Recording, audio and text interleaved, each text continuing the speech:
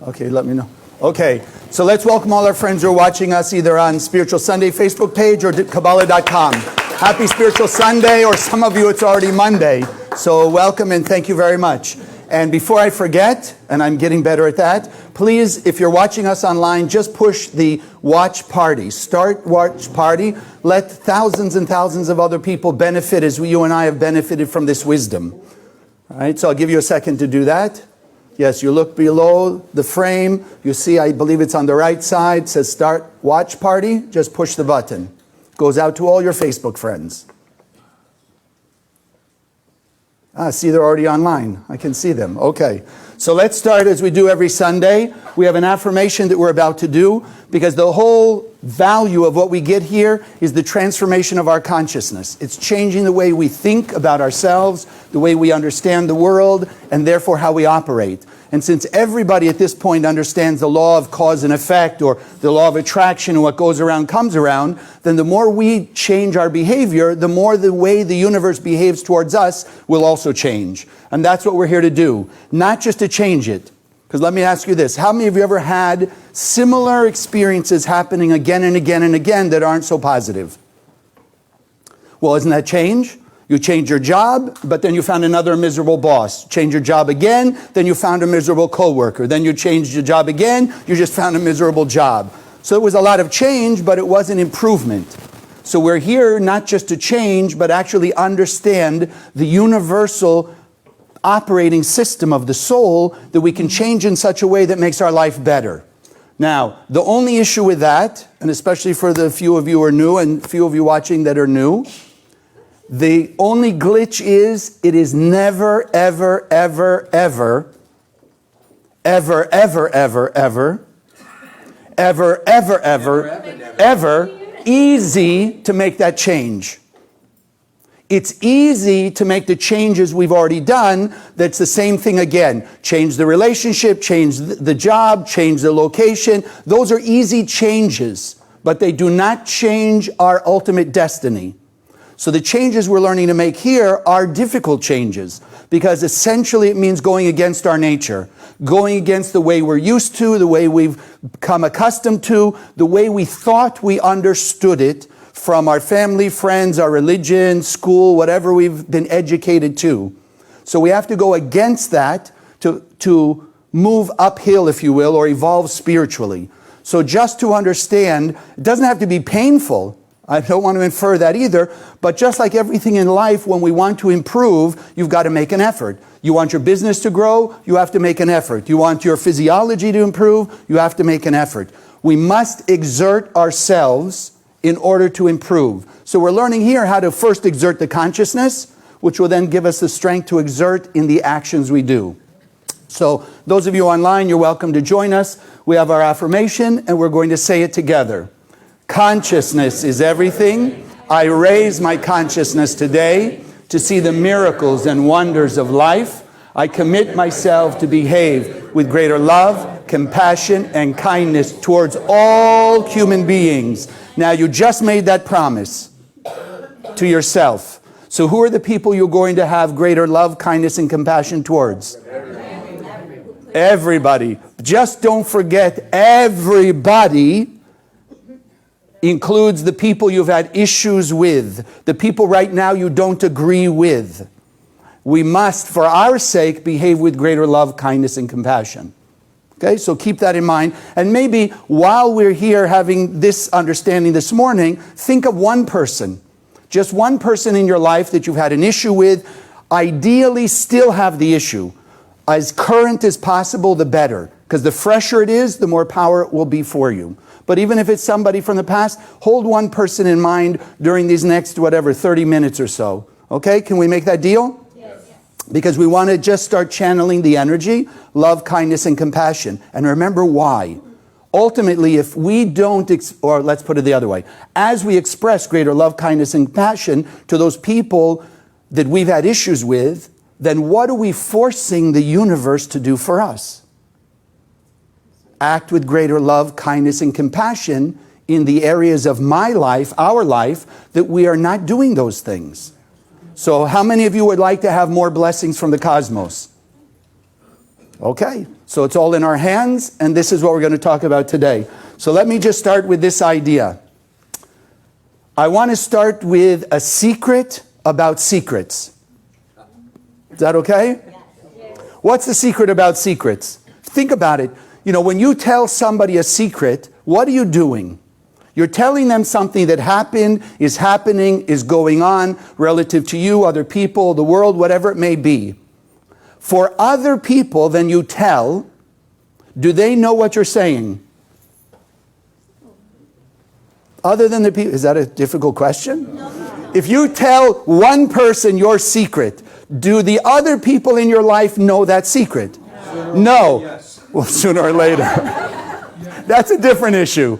But in that moment, they don't know. So for them, from their point of view, it's a secret. They don't know. But did you not just tell somebody that thing? Yes. So then it's not that it's completely unknown. The secret is actually hiding, or it's a hint of where there is some revelation, where there is something that was a moment ago covered and now it's being uncovered. So then when we learn Kabbalah, right, what did they used to say? The secrets of the universe and things like that. That's what Kabbalah is. The secrets of the universe. But now we're understanding it doesn't mean a secret that people shouldn't know. That's the old way of looking at it. Kabbalah used to be hidden for just a few worthy people. Well, about 50 years ago, my teachers, the Rav and Karen Berg, with the help of their teachers from above, said, no, it's no longer just for a few people, but we need to reveal these secrets to everyone. Because why? Secrets are a hint at where the light is hiding, where our blessings are hiding. So if we want to have more blessings, where do we have to go? Into the secrets. So we're learning here the secrets. The Bible is not giving us the secrets. The Bible is, in its coded way, giving us the code in order to find the secrets. So in a way, it's not telling us what the secrets are, but it's giving us secrets. It's making us believe there are secrets. Secret wisdom. You and I are learning what that secret wisdom means and how we can benefit. So let's just start with a story that's kind of apropos to the time we're in. The Exodus from Egypt. Right? Everyone remembers? You remember when we were walking through the desert together? Yeah, it's before my time. Oh, no, it's not. Someone said it's before their time. Not this lifetime, but we were all there. So how long were we wandering in the desert? 40 years. And you know what poor Moses and Aaron and Miriam had to put up with for 40 years? Complaining. 40 years people are complaining. How many of you have a complainer in your life? Oh, that's where I was going next. How many of us are complainers? The rest of you, I don't want to say it, but I'm not sure you're quite telling the truth. Okay, if you didn't raise your hand. So here we are, we're complaining. You and I want to know what's the secret behind complaining. Right? Why were they complaining? Even for you and I. Why do we complain? Didn't get my way. Things aren't going how I want. It's a little uncomfortable. I don't see where we're going. I don't understand what's happening. Right? It's not happening the way I would like it in the timing I wanted, etc. So what do we do naturally? We complain. We start to complain. In the desert, imagine, Moses splits the Red Sea. 3 days later, we're all complaining there's no water. No water to drink. Hello, Moses, you just split the Red Sea, took absolute control over the waters on earth, not just the water of the Red Sea. Could you do us a favor? Wouldn't that have been the better way to approach it? Hi, Moses, you know, this water is very bitter. We just saw the miracle you did at the Red Sea. Could you make this water a little sweet that we could drink it? What did we do instead? Moses, what are you trying to kill us? Trying to kill us with thirst? Right? We can't drink any water. And it goes on and on and on and on 40 years. So now you and I are going to start asking, why are we complaining? Why do we have anything to complain about? Because you know, that's not the worst part. What happens after we complain? We feel better. Okay, for the moment we can feel better. But now we complain. Look what's happening over here. Look what's happening in the world. Look what's happening to these people. You know, it's not going the way I want it. Then what do you have to do? No, first you got to decide who's the cause of your discomfort. Right? So like we said, they didn't have water to drink. Instead of saying, Moses, could you do us a favor? What did they do? Moses, it's your fault. You didn't give us water. You're not giving us food. You took us out of Egypt. You did all these terrible things. We got to have someone to point to. Because after we complain, if there's nobody to point to as the cause of our complaint, then even in that reactive way, we have no one to move away from, get rid of, deal with in a way that we think will have our comfort back. So complaining then turns to blaming. Right? Think about the people you blame.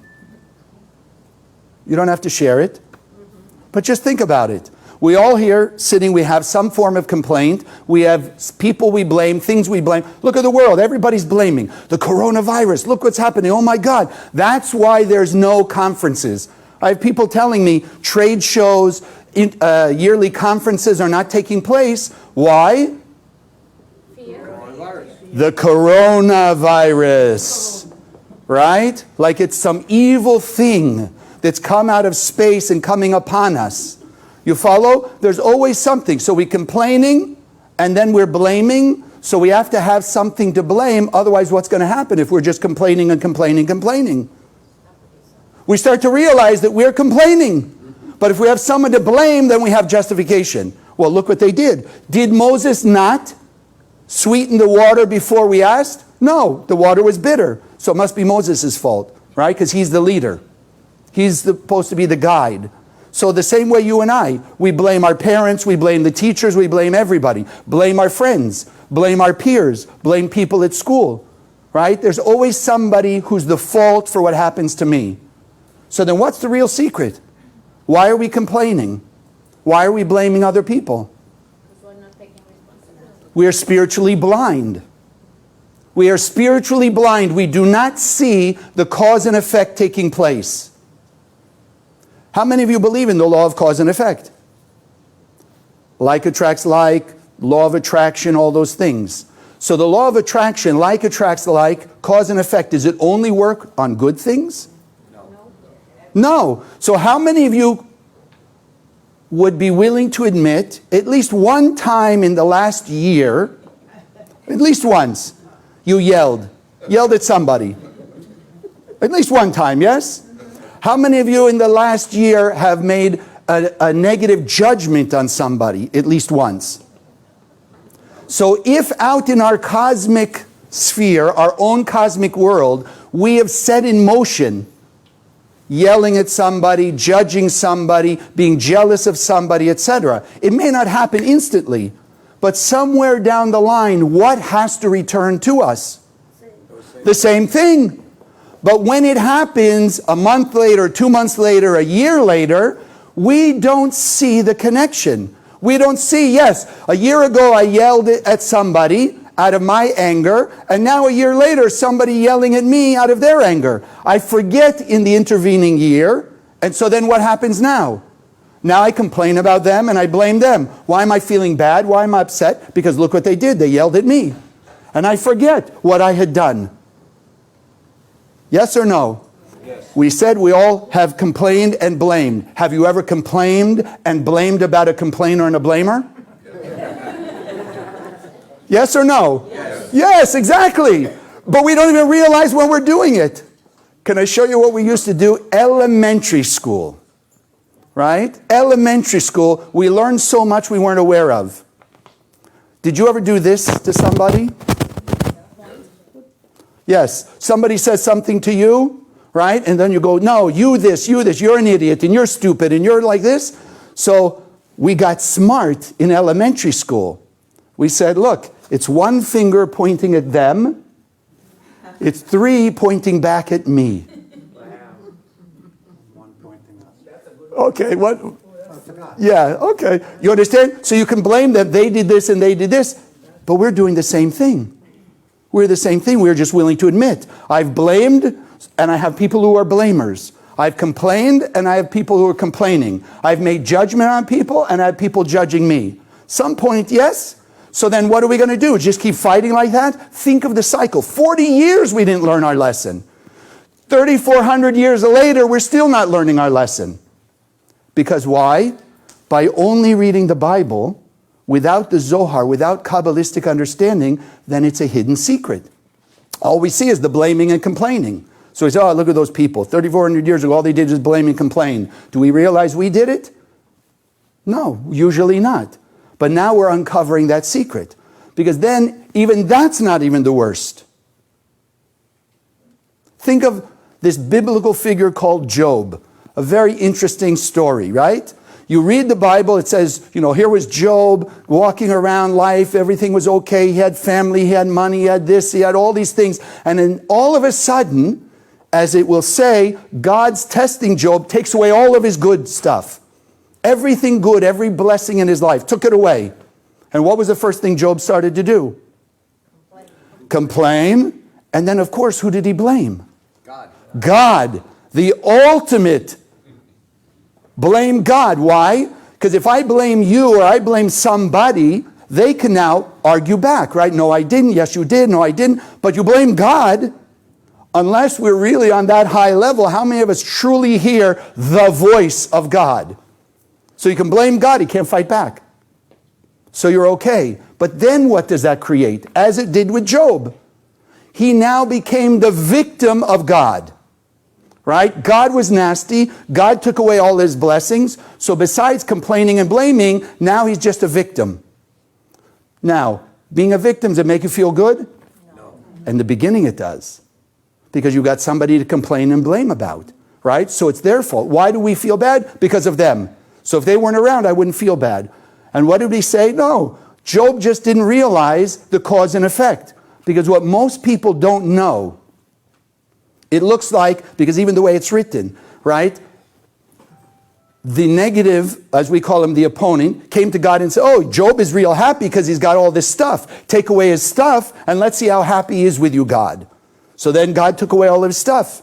Now he's complaining, blaming, etc. But what did Job forget? When he was in Egypt, he was advisor to Pharaoh. Ever remember Pharaoh? King of Egypt. So when the whole issue of the Israelites, what to do with all these Israelites, they were starting to multiply, what happened?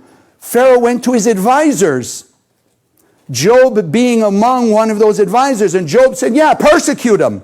Persecute them, oppress them, so that they won't grow, they'll realize how powerful you are, etc. Then, years later, what's happening to Job? He's being oppressed. Same thing. Take away from the Israelites. Years later, taking away from Job. Was it the Creator's free will to do that? Was it the Creator's decision? No. Job's action in Egypt brought back to him cause and effect that he was being oppressed. Things were taken away. He had trouble. You follow? Now, what do we want to do? Because all of us are victims somewhere. How do you know you're a victim? You're complaining and blaming. Right? If they didn't do that, I wouldn't feel bad. If they hadn't said that, I wouldn't do. And then the worst part. What can I do about it? Right? What can I do? They did this, they said that, so I couldn't help myself. As soon as you say you couldn't help myself, or they made me, you know you're just a victim. Simple victim, meaning what? We're not seeing cause and effect. And we're not taking responsibility for our actions that bring cause and effect back to us. But think about it. Such a perfect law of cause and effect. If there were an exception to cause and effect, then what would we call that? What do we call that? Miracle? No. Reality. I heard it. Randomness. Right? Randomness. What does random mean? No cause and effect. We can't figure out how it's happening. It's random. Accidental. Right? But if everything is cause and effect, then nothing is random. Nothing is random. Everything is cause and effect. Now, on the one hand, like Job showed us, yes, it was difficult to accept that. But once he accepted it, then what happened? Then he was able to restore everything. Because now he made use of the law of cause and effect in a positive way. Like we just affirmed. If I act with greater love, kindness, and compassion, what am I forcing the universe to bring back to me? Love, kindness, and compassion. If you want greater health, what do you have to send out? What do you have to make an effort to bring into the world? Greater health. So you're scanning your Zohar, you're sending the energy of health to everybody. When you send it out there, what do you get? Greater health. You want more prosperity, what do? Complain. Go to the boss, complain. Why aren't you giving me a raise? What's going on? Da, da, da. And I'm not telling you not to speak to your boss. Don't complain. It probably wouldn't work anyway, right? But if you're sending the light of prosperity that everyone else will be prosperous, then prosperity will manifest through you. So you have to put out into the universe what you want to benefit from, what you want to receive. But most of us, we're looking first, no, I'm missing something in that part of my life. I want to get it. Give it to me. Well, it never works that way. It never works that way. Because if we try and get it this way, what does the universe do in return? Take it. Take it. Nobody in this room knows somebody who had health and then lost it. No? You don't know anybody who had things, a great job, lots of money, this and this, and lost it. Why? Why? Is God so mean? Took it away like the story of Job? If you don't know it Kabbalistically, no. Because people were looking how to get. Give me the money, give me the job, give me love, give me affection, give me all these things I want. No, if you want to make it manifest forever, you got to put it out into the universe. Let the light of the Creator be the power behind it. Because the only thing that's eternal is the light of the Creator. Everything else is temporary. So if you want your money, your health, your peace, protection, etc. to last, has to be empowered by the light of the Creator. So when we're a victim, we're not paying attention to that. We're not saying, okay, let me activate the law of cause and effect. Let me rise out of my victimhood. No, people like to stay there. That's the sad part. And why? Because who's really victimizing us? Most of you have taken the classes, you know. We are. No, no, no. No. Don't ever, ever, ever say you're doing it to yourself. We have that negative influence we call the spiritual parasite, the opponent, that is with us in this lifetime. But it's not us. Who are we? We are pure and perfect beings of light. That's who we are. That's our nature. That's how we act. That's the truth of our heart, soul, and being. So when we're acting anything less, it's because we've allowed ourselves to give in to that influence of the spiritual opponent. But it's not us. It's not us. It's not us. So in order now to get out of our victimhood, etc., let's start accepting, wait, who am I really being victimized by? That opponent. So if I shift my perspective, what now starts to happen? Because when we feel a lack and we want to complain and blame and now feel victimized, who victimized us? Moses, right? Somebody else. So we're victims of them. No, who are we really victims of? The opponent. Because we let the opponent tell us what to do. We let. Does everybody tell you, when somebody tells you something, do you have no free will not to do it? I don't care. Your boss tells you, do X, Y, Z. Do you have no free will to say no? You do. Is it always easy to say no? No, but that doesn't mean you can't. So if it's the right thing, we all have to learn when to say no and when to say yes. But we cannot always say yes to that spiritual parasite in our brain that's telling us how to behave in a negative way. So now we start to shift our perspective. We start to change our consciousness and say, no, instead of fighting that person, instead of fighting the situation, let me fight to overcome the spiritual parasite, that negative influence, that negative thought. So instead of blaming them, right, I want to take responsibility for my action. Let me wake up and realize, no, because I've been giving away my free will and I've let other people tell me what to do, or that parasite, doesn't mean I have to continue that way, do I? Is it always easy? Because what did we say in the beginning? Consciousness is everything. It's never, ever, ever, ever, ever, ever, ever, ever easy. Transformation is not easy. So to get out of our victimhood, it's also not an easy thing. To stop blaming and complaining, it's not easy. But the beauty is, because we are beings of light and we have the power of the Creator inside of us, we can do it. All we have to do is focus our consciousness and make that our desire, make that our goal. Get out of victimhood. Stop blaming other people. Because the moment we stop blaming, we leave a space for the voice of our soul that's also inside our head, that will tell us how to get out of the blaming and the complaining and out of that lack. That's what Job did in the end. His friends supported said, no, you have to go back. You have to trust the Creator. The Creator is all good, only wants good for you. And when he came to trust the Creator, then what happened? It was all restored because he started to do those actions. We start to repair our past. That's the only reason we have difficulty. We have challenges in our life only to teach us how to fix my past, how to repair the things that happened. But do we have to be that victim? No. You know, there's that saying, one man's trash is another man's treasure. It's just a shift of consciousness. So here, someone told me this story recently, and I'd like to share it with you. 7-year-old boy. His older brother gets some kind of terminal disease or whatever, very difficult disease, and they're looking for blood. They want to do a transfusion. Okay, so they check all the people in the family. The only person who has blood that will be able to be accepted by the sick brother is a 7-year-old. So they look at the 7-year-old, they say, would you like to give blood to your brother? He's very sick, etc., and your blood can save him. So the 7-year-old kind of thinks and said, yes, I will. Yes, I will. So they lay him out, they're getting ready to put the needle in, and now he looks at the doctor and he says, how long will it be and will it hurt? I said, what do you mean, how long will it be, will it hurt? He says, well, how long will it be till he dies? Because he thought by giving his blood he was going to die for the life of his brother. Now, was he a victim? Was he a victim?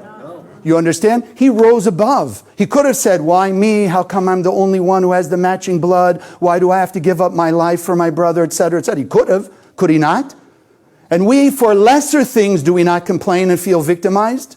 Yes, but he rose above. He was willing to give. He was willing to give his life to save his brother. And obviously we know he didn't have to. He was just giving the blood. But in his mind, imagine in his mind, he was willing to give his life for his brother. You and I, we're not willing to give a little forgiveness to that person who may have offhandedly said something. No less the person who maybe we think actually meant in a negative way. From our point of view, we still need to be forgiving, be tolerant, be compassionate. A little bit of that sacrifice will save a lot of trouble. A lot of trouble. So here we can learn a lesson from a 7-year-old. Right? How to transform. So we've got to start refocusing ourselves. Who's our real oppressor or who's trying to be our oppressor? The opponent.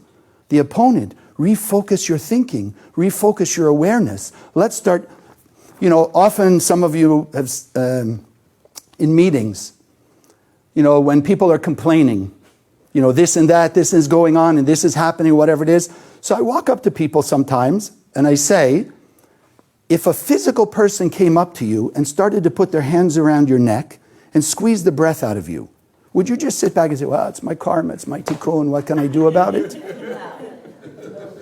Yes or no? No. Why not? Those of you who are not, it's my tikkun, right? Must be my tikkun, my karma. Why that person's coming to do that? So let me just accept it. No, we would fight. We would fight because we have the capability and it's not the right thing. But now we're understanding, yes, it's in repair of something I may have done in the past. It's to pay back something that I may have done. I yelled, somebody yells at me, I can either start another cycle or I can have compassion on that person and then pay back my debt and move forward spiritually debt-free.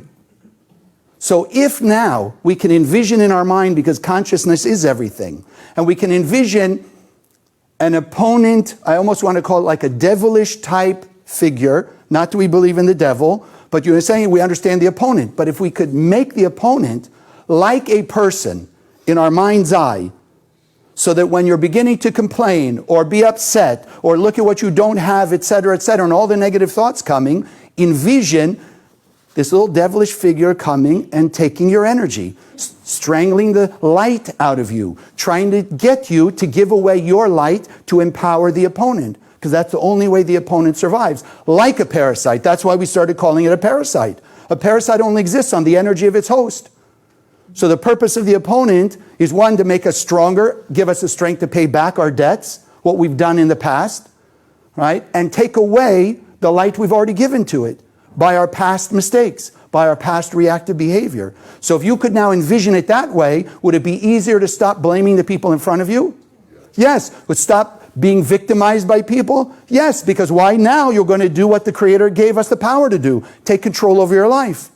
And decide greater love, kindness, and compassion. Pay back the debt. Realize this life or a past life, I must have acted in a similar way, so let me now act with compassion. Now, before the opponent gets to you, that doesn't mean that if a person had really traumatic, tragic circumstances, I don't want the opponent to be able to say, oh, well, so you caused it, right? You made those other people do those things to you. No, that's not what I'm saying at all.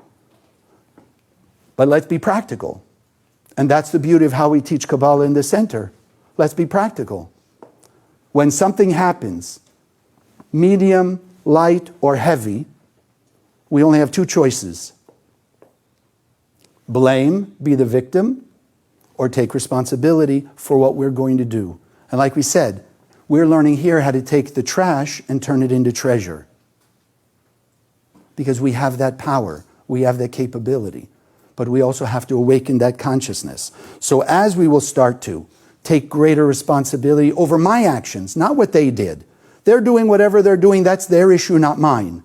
I don't want to be part of their tikkun, part of their karma. Do you? No. No, because if they're doing something nasty, what's going to come back to them at some point? Nastiness, some kind of nasty, difficult situation. And you know what the Zohar, the Kabbalists say? If we're waiting, like you're watching, oh, I remember they did that, some nasty thing to me. I'm watching to see when they get it. You know what the Zohar says, the Kabbalists teach? You're going to be there when they get it. So when the bomb hits them spiritually, you're going to be right there. Do you want to be in the same place when they get theirs? No, but you realize it's cause and effect. You're wishing the bad on them, puts you right with them when the bad happens. So it's still like attracts like. It's not you are now a victim of their karma, their tikkun. Yours just put you together, which is what happened in the first place. They yelled because sometime in the past you yelled. So you may have yelled about something else, they yelled about something else, but yelling is yelling, connects to each other. Jealousy is jealousy, connects to each other, right? Fear is fear. Doesn't matter what the negative emotion or behavior is. It could be one person on a higher level, another on a lower level, but there's an affinity, there's a likeness. So then our job is to be able to turn all that trash to treasure, all the darkness to light, all the chaos to order. And who's in control of that? We are. We are. For years and years, without all the details from my past life, I grew up in this life with a obsessive, compulsive fear of being late. Anyone can relate?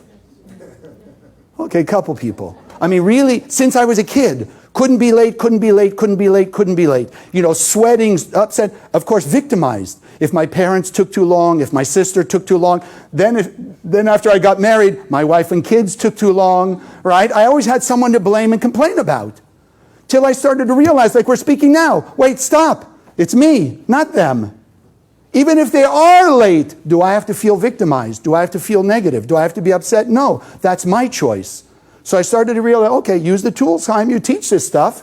Use the tools. I started to scan, break my fear, because I understood that it came from my past life. And what was I doing? I mean, think how silly it is. I was letting my past life, not even the same person, letting my past life control me in this life and do what? Be negative and create a greater distance, a disconnect between me and family, friends, loved ones, etc. Because I wasn't fighting the opponent. The opponent knew in my past life I had this issue and just kept exacerbating it in this life. That's what we call baggage. Right? Most of us think only in relationships, right? You meet somebody, they bring their baggage with them. So you say, oh, why did you leave that relationship? They had too much baggage. But did we ever stop and ask what baggage means? They carried their negativity from the last relationship with them into this relationship, right? So in the baggage, how come we don't say, yes, they carried all their baggage. They were so loving and kind and nice and caring and generous and affectionate. It said, no, what's the baggage? They were nasty and jealous and possessive and controlling and all the bad stuff, right? That's what we call baggage. So we all carry it from our past life. We carry it from the past in this life. So I had to fight it. So I start using my tools, and one day we're in my perception, going to be late, and I'm sitting down at home and I'm reciting to myself Ana B'Koach. Ana B'Koach, one of the tools, one of the meditations. And one of my kids, and they were smaller at that time, they came over to me and they looked and said, "What'd you do with my dad?" Right? Because they didn't recognize me. They were waiting for me to scream and yell, "Hurry up, we're going to be late," etc. And I'm sitting there calmly just reciting, "Okay, be at peace. It's the opponent. Don't give in to it," etc. And that's how I know that it was a big change. Because kids are more sensitive to that energy. So when they came over and said, you know, like, "What did you do with my father?" I knew that. Pat myself on the back, right? Like I teach all of you. I acknowledge that I'd made that change. Do I still have more to go? Yes. Thanks a lot. Okay. Yes, I do. But it's a million times better. Now I get little butterflies. In fact, can I tell you a secret? Yes. No. Okay. Oh. I'm going to tell you a secret. Okay. Now I forgot the secret. Well, it's not going to be a secret after this. Few people know. I've actually been able, consciously, to be late. Whoa. How about them apples? Yeah, okay, great. So then I know that was a change, right? And a couple people who know me really well, the people I work with, they said, "Wow, what happened to you? You're late." I said, "Yes, I know." So it was one of those things. So we have to learn not to be a victim anymore. But if you transform victim, what do we do? What do we become? We become victorious. We become the victors over the opponent, the victors over the circumstances. They no longer control us. If you remember the story I told last week from Tim, who wrote in, right? Where his neighbor was having something done and they cut his water line, right? Same thing. He could have felt victimized. Yes, this is neighbor, they cut the water line, what's going to happen? Now he has no hot water, the whole story. What did he do? He took control. He said, "No, I'm going to pause. I'm going to go talk to these people and I'm going to have compassion.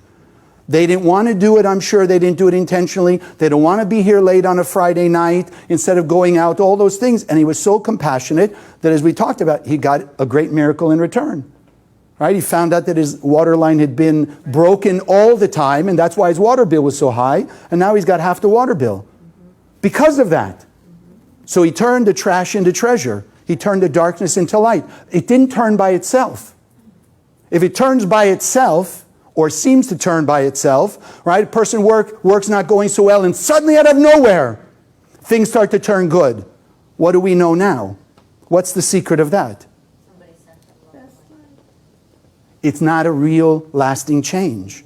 Because real lasting change can never, ever, ever, ever be easy. So if it looks like it's just happening, be aware. What do they say? Wait for the other shoe to drop?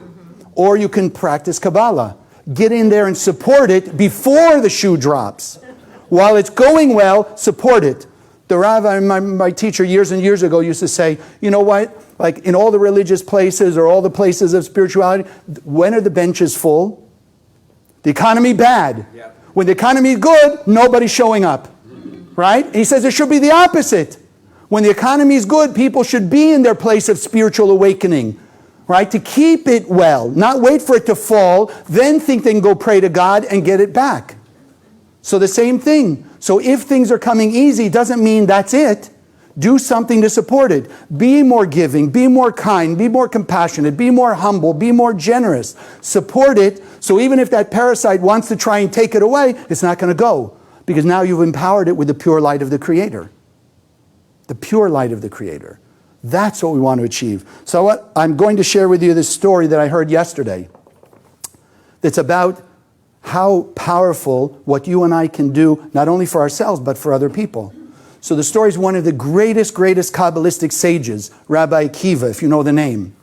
So he was teaching a group of students, and everybody at that time knew that there was one evil man, one in particular, who every day had a list of 5, 10, 15, 20 bad things he was going to do to people. You got it? Just nasty, years and years and years. So one day, here's Rabbi Akiva teaching all his students, like you and I are now here teaching. Along this road comes this evil man, and everybody knew who he was, right? On his way, probably do some dastardly deed to somebody else. Rabbi Akiva, this great sage, looks at him. He says, look at that man, because he didn't know who the guy was. All the students knew. He looks at him and he says, look at the light glowing out of this man, the light shining from him. And all the students looking, is he talking about him, the evil guy? He says, yeah, that guy over there. He says, go get him and tell him I want to speak to him. So they go over and they tell the guy's even shocked. He knew who Rabbi Akiva was. He knew his list of all the dastardly things he does every day. So he goes over to Rabbi Akiva and he's sitting with Rabbi Akiva and he says, what did you do? What did you do? You've got so much light glowing, so much light. He's looking at him perplexed. I mean, I have a list every day of bad things I do to people. And then he says, wait a second. He says, yes. He says, today I had a list of 10 things.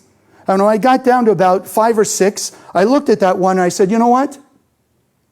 I'm not going to do that evil thing to this person, and I'll skip to 7. And Rabbi Akiva looked at it and said, that one thing that you didn't do, you have no concept how much light you revealed. And that's why you're shining. And because he was so touched by that, it turns out he became one of the great sages and one of the great students of Rabbi Akiva. So you and I are sitting here. Not one of us, not one person in the world, those of you who are watching, haven't had something difficult, obstacle, disaster, something happened to us. But there's not one person on earth who hasn't seen or heard the story of somebody who's gone through terrible, difficult situations, bad childhood, terrible upbringing, whatever, crimes committed against them, etc., who hasn't risen out of that to be a victor and not a victim. You know, like they say, the phoenix, out of the ashes. So you and I are learning now how we can be the phoenix that rises out of the ashes of whatever happened to us. But the ashes also infer that we no longer hold on to that situation. We no longer hold on to those situations. But in essence, we have burned them in the fire of the light of the Creator by sharing the light of compassion, kindness, love, generosity, humility, forgiveness, tolerance. And therefore, out of the ashes, as we rise like that phoenix, we're inspiring everybody else to also rise, and we will make ash of the opponent, of the angel of death, of all the chaos, pain, and suffering. God bless.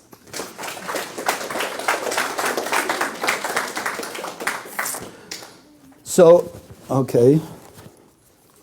Most of you know this is our time of our offering. It's a free will offering. Those of you who are watching online, welcome to join us for the meditation. And then there's a link you can go to make your donation in appreciation of what you get from Spiritual Sunday.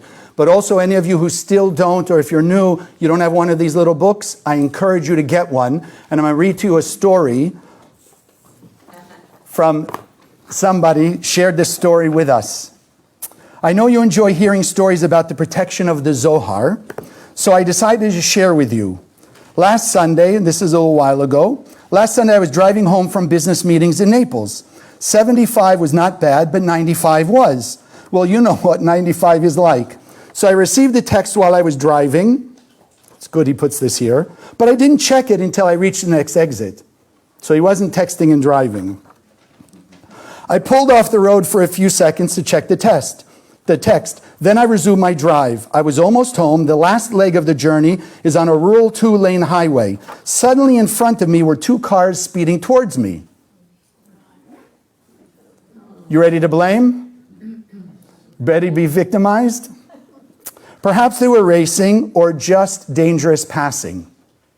How do you feel? You're not even there, but we're all thinking about how you're feeling.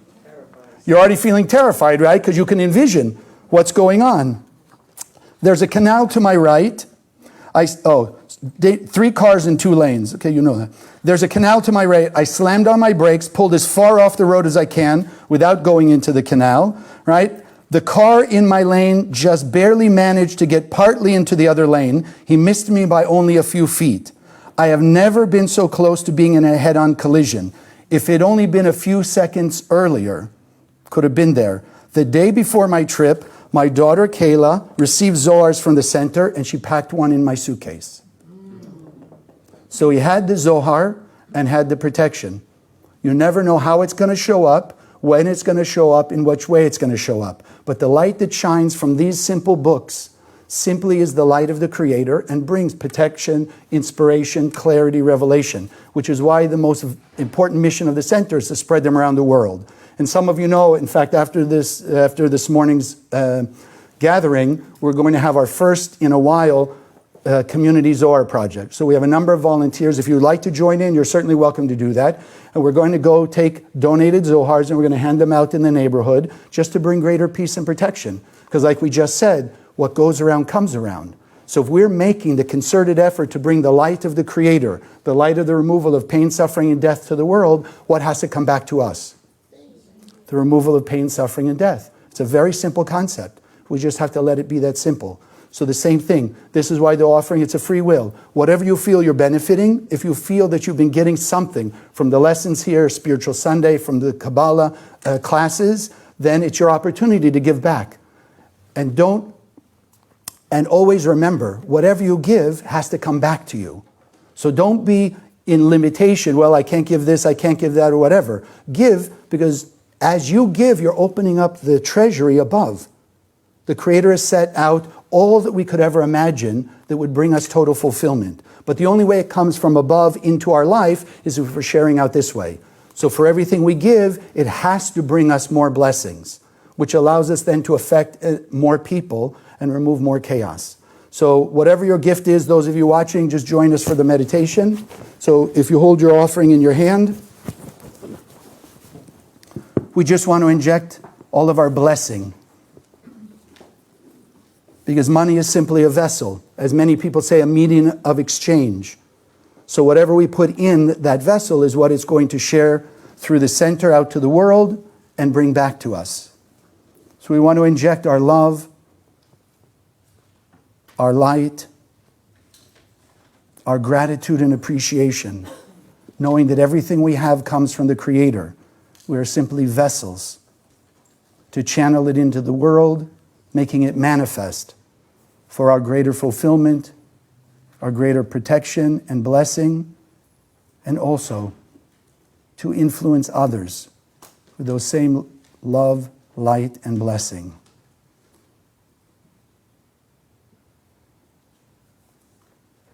So seeing this gift go out into the world, bringing the Zohar, this technology of the soul to every human being on earth, awakening that pure and perfect light being inside each person so that they too will be inspired to make that greater effort to behave with more love, kindness, and compassion towards everyone. And together we say, Amen. So let's wish all our friends watching us online, thank you for joining us. Thank you for sharing these videos with other people. Have a great day.